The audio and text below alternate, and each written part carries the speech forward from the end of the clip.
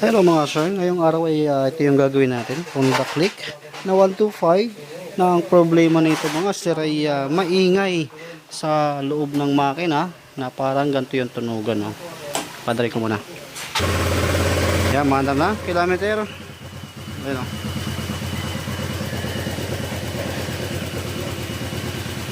Okay, ito yung tunog ng makina. Wala na pong ano yan ha, wala na yung pulley kaya hindi na gumagana yung kanyang gearing or transmission or gulong sa likuran.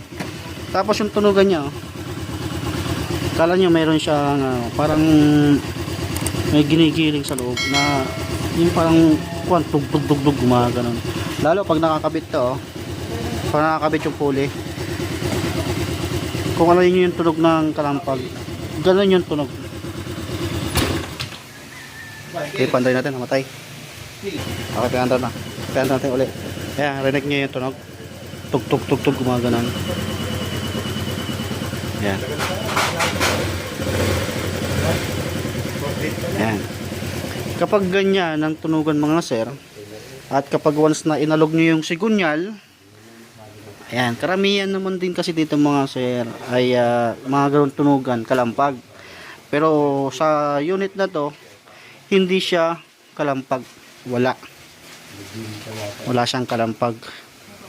Ang kwento ni sir, last December lang itong inoverhaul bago yung block, bago yung sigunyal. Makikita naman dito, ayun, tinuturo ko, yan, sariwa pa yung block, oh.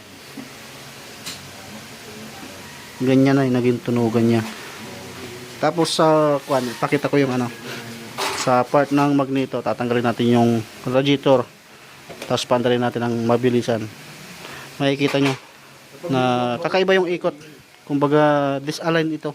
Siguro nung ginawa to, mali yung procedure ng pagkabit, kaya na disalign yung sigunyal. Kaya itong motor na to, i-overhaul ko siya. Pagdating naman sa pesa, magbabase ako kung ano yung sira, yun lang yung papalitan. Kasi nagbabawas daw ito ng langis. Wala kang masisira yung bagong block kapag sigunyal ang may problema. Gagasgasin yan. Pero mamaya mag-actual naman tayo. Tanggalin ko muna yung radiator. Pakita ko muna sa inyo na dapat diretsong kalas-kalas na to. Kasi pakita ko na sa inyo para kung sakaling ganito yung nagbagiging issue nyo, alam nyo na yung yung gagawin nyo. Hindi lahat ng tunog kalampag ay maluwag. Ito hindi ito maluwag. Andun sa kabila ang problema nito. Kumbaga iba yung ikot. Okay, ito mga sa tanggal ko na. Bali mamaya pakita ko na lang sa inyo. Pag natanggal na yung sigunyal, pakita ko na lang dun sa sa paikutin natin dun sa sa lagayan ng ng sigunyal. Paikutin natin, makikita nyo na tabingi yung ikot ng sigunyal niya. Yan, paghiwalayin ko na to para makasklasan natin. Okay, ito paghiwalay natin yung makina sa yung chassis at ito yung wawalwalin natin.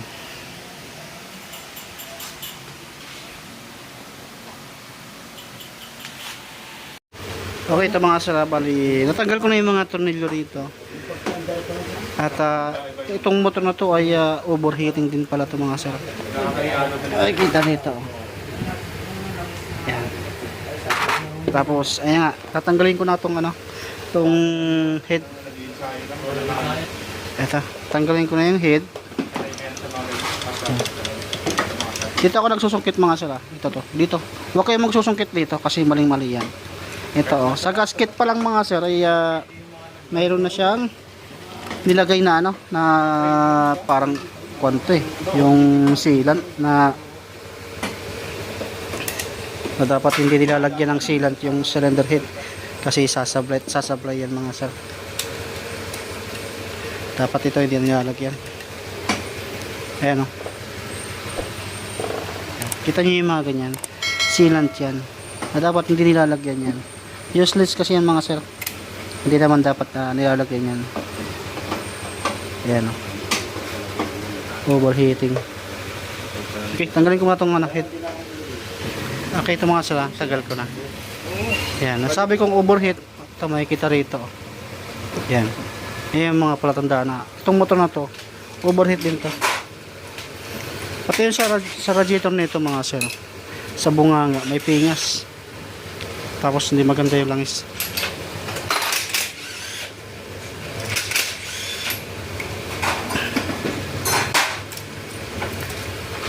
Original ba to? Ha? Parang hindi. Hindi. Sobrang nipis.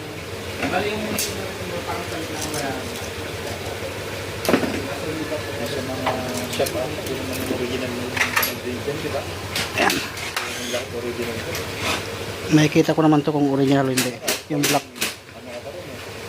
Baga lang kung fake o hindi. Ayan. Makikita ko naman to kung original o hindi.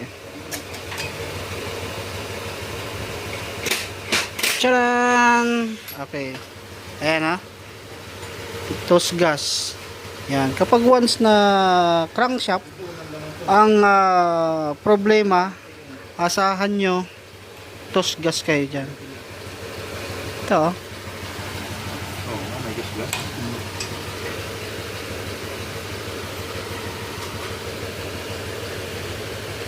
Original to sabi. Sabi. Aftermarket to, tropa.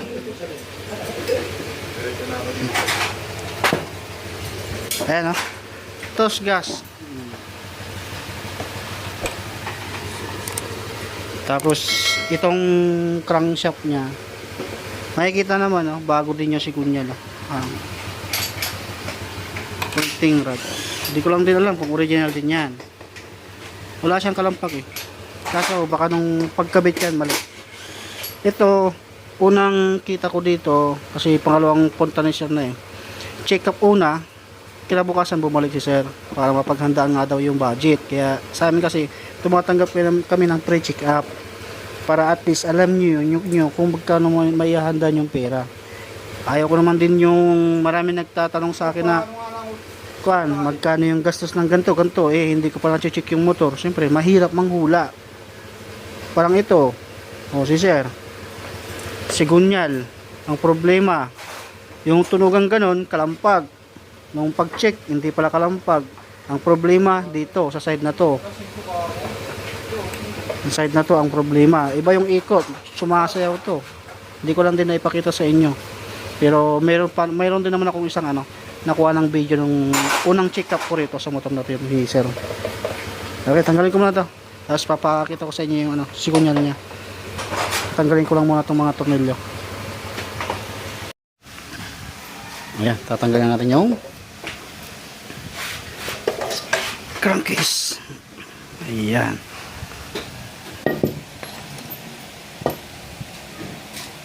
Pangit itong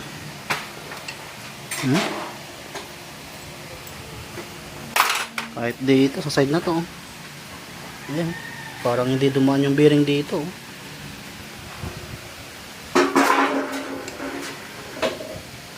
Kaya pag umikot to, ayan, paikutin natin.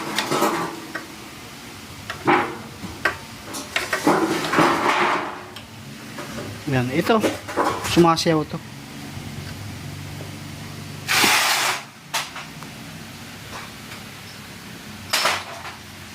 Ito yung mga mga sira. Ito yung sinyalis na pinirsa yung bearing.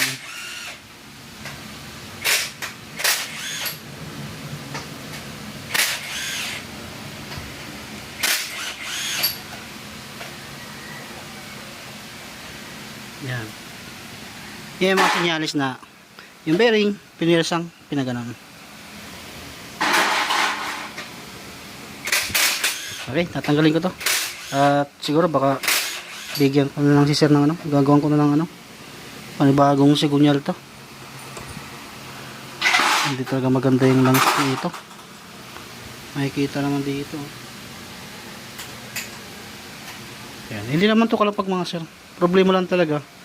Tunog kalampag. Yan. Ito, tatanggalin ko to. Tapos, aayusin ko to. Pero itong side na to, siguro, para sa akin, palitan ko na lang. Igagawan ko na lang si sir ng panibagong sigunyal ng libre. Tapos, black seat.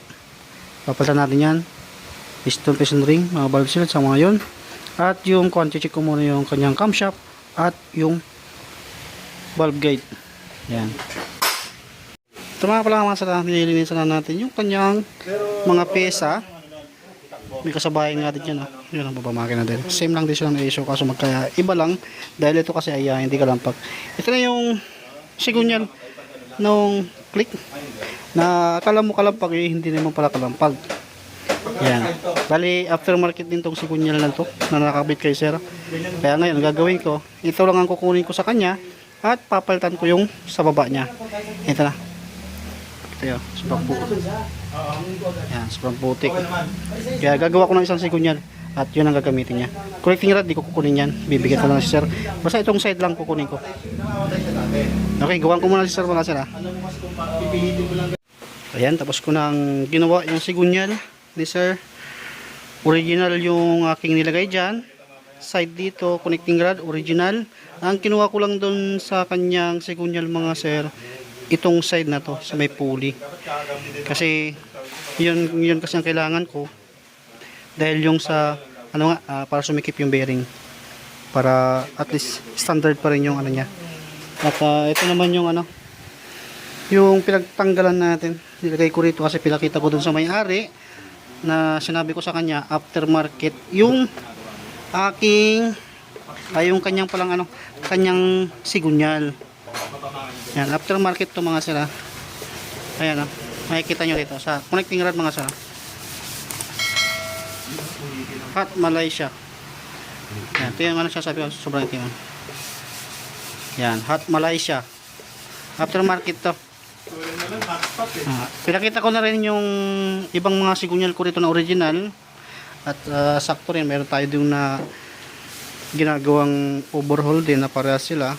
Na sinabi ko na aftermarket yung sa kanya, yung ando ng talagang original na halos parehas lang yung ginamit ko na sigunyal at connecting rod ito. Kasi sa original mga sir, walang nakalagay na hot. Ito lang nakalagay dyan. Yan, K66, ito yung original. At ito, ilulubog na natin to. Yan, lagay mo natin. Dahil overheating to, ayan, nire-replacing natin yung kanyang head. Overheat kasi ito eh. Tingnan natin yung sa kabila. Kaya nakita nyo yung sa ano. Oh, ba't nakakalat yung pisa mo? Lagay mo sa karton. Ito oh. Ito yung kay sir sa kabila. Yan. Kalampag din tong sigunyal na to. Ito oh. K66. Oh, ito original to ah. Sa dami na rin namin ginawang makina, wala pa kaming na-encounter na original na nakalagay Hot Mama, ay Hot Malaysia pala. Oh. Hot Mama yung nilagay. Oh, ayan ah. Kita niyo mga sigunyal na yan? Totally, bawas na yan mga sir. Pinagbibinta ko na yung mga iba. Yung iba, nakauwian ko na. Na pinamigay doon sa mga low budget. Dapat kabundok na dapat yan. Wala yan mga original. Kaya ilulubog na natin yung ano, yung sigunyal ni sir para nakauwi na rin, para matapos na. Yung mga black set na pala, yung nakita nyo kanina na ano, nakalagay dyan sa gilid-gilid kasi dinouble check ni sir dahil pina-check ko lahat at sabi niya nga, ba't ito may karton pa, original pa, yung pinagpagawa niya kasi dati naka plastic na lang. Ewan ko kung ano bang plastic yun, plastic na iskinde. Kasi sabi ko nga, check mo mabuti kung original ba yan o aftermarket. Siyempre karapatan yung i-check yan dahil binabayaran nyo naman yan, hindi naman kayo tumatawad. Kaya pinakita ko sa niya na original. Yung sigunyal mga sir libre lang yan, walang bayad yan. Yun may bayad, tsaka yung labor natin, tsaka yung langis. Kaya sasampahan natin yan doon. Ang lawak na pamparo. Okay, ito mga sir, lulubog na natin yung sigunyal. At para hindi deform yung ating sigunyal, bituin yung ating ginagamit. Painitin natin yan sa loob ng 15 minutes, di baling sobrang init. Dahil yung part naman na yan, kapag umaandar yung motor, sobrang init naman talaga yan. Kaya matibay yan, hindi yan basta-basta nasisira. Sige, cut na natin. para di umabay yung video natin. Pag binaybay mo yung Yan, malapit na tayo maglubog. Baka mga, mainit na.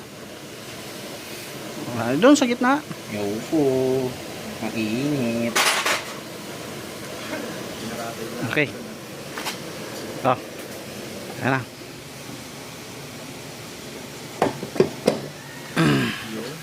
Yun, swak na swak. Ayan na. Pag kagamitan mo ng bitin, yan, kamayin mo lang ganun dyan. Pasok. Pero pag kulang sa init, pasok ka. Pag kulang sa init, hindi mo may papasok na maayos yan. Okay, palamigin mo natin. Tapos lagyan natin ng Vitagrey.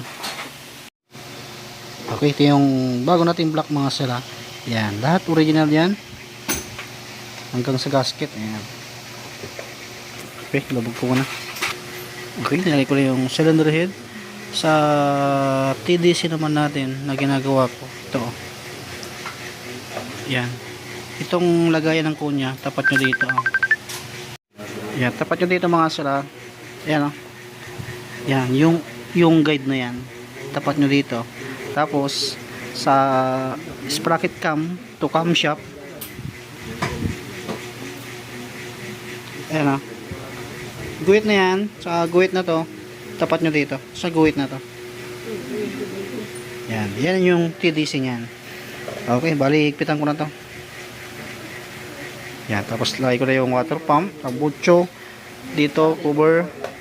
Tapos, cover dito. Mga hose, ignition coil. Bubuhin ko na lahat-lahat para may kabitan natin to. Ayan. Tapos na yung makina. Pwede natin pagsamahin dito.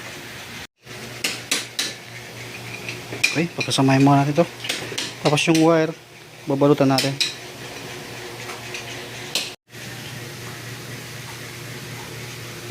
Okay, ito mga sana, lagyan na natin ang langis. Yan, coolant na lang. Pwede na daw paandalin para makita natin kung maingay pa rin ba yung kanyang makina o yung driver na lang. No.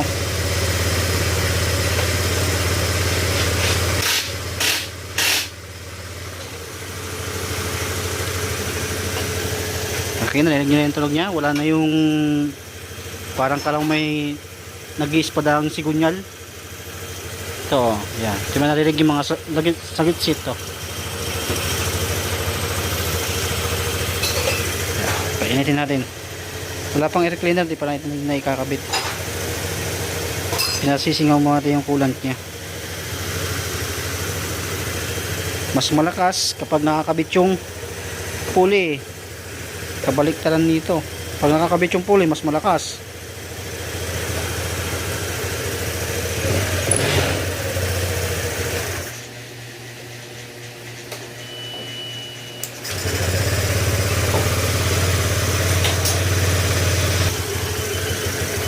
Okay. Balikin natin lahat-lahat. Balik ko na yung airbox. wala naman gasolina.